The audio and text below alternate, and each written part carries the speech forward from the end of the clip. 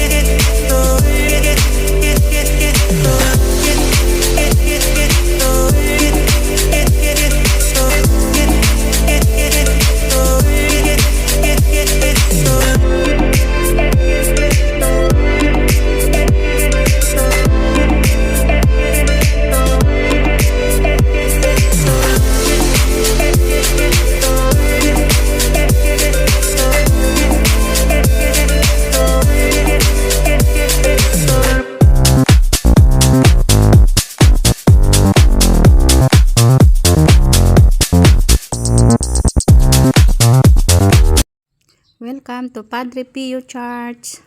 Dito na kami guys. Haba ng aming nilakbay, nakarating din kami dito. Napakaganda. At napakarami agad tao dito.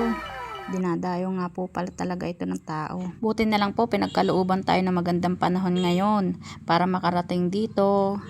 At dahil po tanghali na tayo nakarating dito at nakapagsimula na ang first mass, kaya wait na lang natin ang second mass para dun tayo umattend. Guys, grabe ang daming tao. Nakakatuwang pagmasdan na marami pa din nananampalataya kay Lord at naniniwala kay Padre Pio.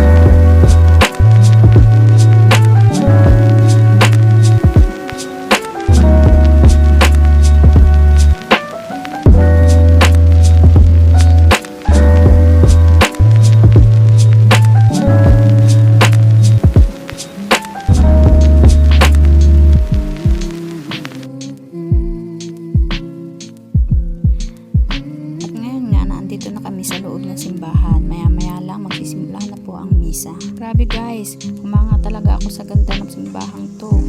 At nakakatuwang kahit second mass na, sobrang dami pa din ang sumisimba.